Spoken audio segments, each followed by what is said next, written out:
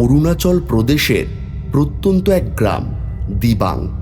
এখানে রাত নামলে নিস্তব্ধতা এত গভীর হয়ে যায়, নিজের নিঃশ্বাসের শব্দ কানে বাজে।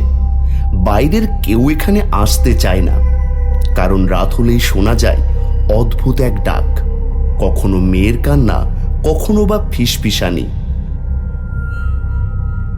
আমি অরিজিৎ সেন কলকাতা থেকে এসেছি। লোককাহিনী নিয়ে গবেষণা করি। এই রহস্যের পেছনের সত্যটা জানতেই দিবাংয়ে এসেছি। শোনা যায় এক নারী আত্মা শিয়ালিনী পাহাড়ের কিনারে দাঁড়িয়ে কারোর নাম ধরে ডাকে, আর যে একবার সেই ডাক শোনে সে আর ফিরে আসে না।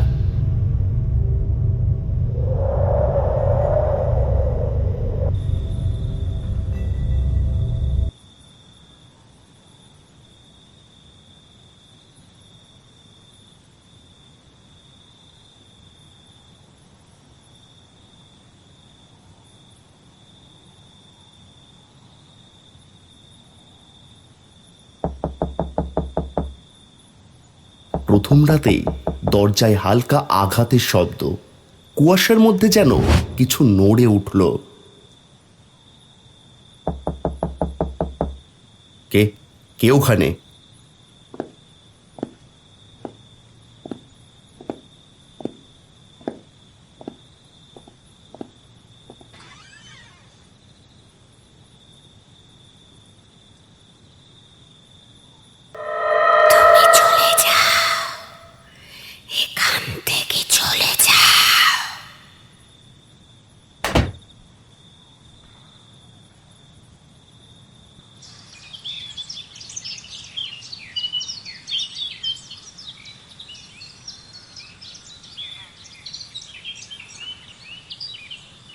সকালে মন্দিরে গেলাম। গ্রামের পুরোহিত তাংশিল আমার সঙ্গে দেখা হলো।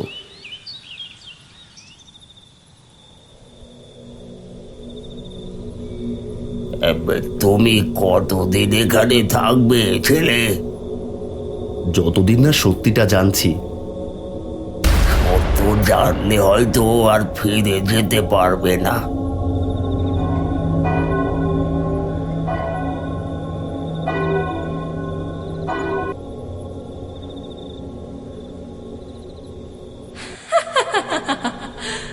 সেই রাতে ঘুম ভাঙল হঠাৎ। জানালার বাইরে কারো হাসির শব্দ, কুয়াশা যেন আরো ঘন হয়ে এসেছে। কে কে ওখানে?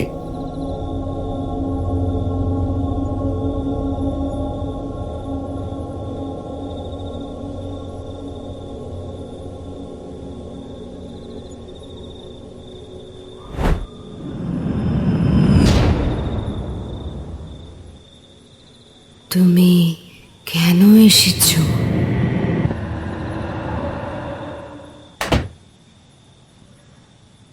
গোটা রাত এক মুহূর্ত চোখের পাতা বন্ধ করতে পারিনি। আমি যা দেখলাম তা কি সত্যি ছিল?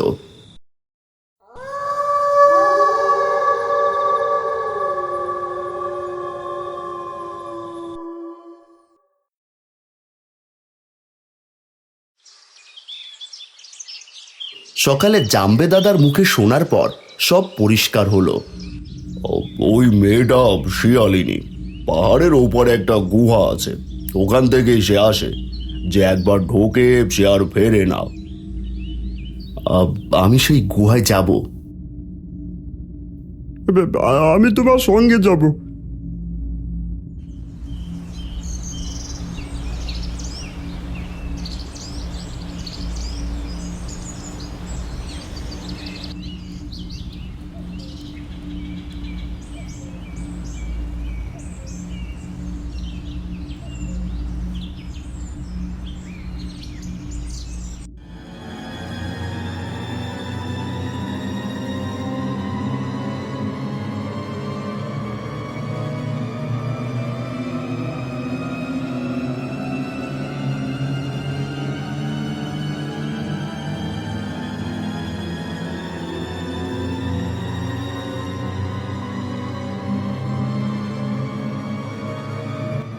অনেক বছর আগে এক তরুণীকে বলি দেওয়া হয়েছিল।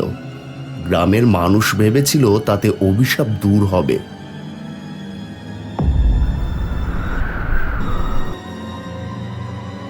আমায় মুক্তি দাও। তোমরা আমাকে মুক্তি দেবে? কি করতে হবে?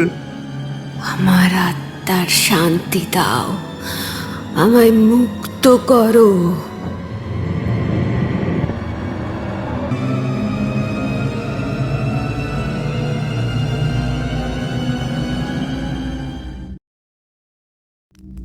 সেদিন রাত্রে গ্রামের সবাই একত্র হলো। শিয়ালিনীর আত্মার শান্তির জন্য পুজো হলো। পরদিন সকালে গুহার প্রবেশপথ নিজে থেকেই ধসে পড়ল। বুঝলাম অভিশাপ শেষ হয়েছে। কিন্তু একটা প্রশ্ন রয়ে গেল, আজও যদি কেউ সেই পাহাড়ের দিকে যায়, তবে কি শিয়ালিনীর ডাক আবার শোনা যাবে? শেষ পর্যন্ত দেখার জন্য ধন্যবাদ। গল্পটা আপনার মনে কোন অনুভূতি জাগালো কমেন্টে লিখে জানাবেন। আপনাদের রিয়াকশনই আমাদের পরের গল্পকে আরও গভীর করতে সাহায্য করে। গল্পটি ভালো লাগলে লাইক দিন, আর নতুন হরর এপিসোড পেতে সাবস্ক্রাইব করে নোটিফিকেশন অন রাখুন। দেখা হবে আবার পরের গল্পে।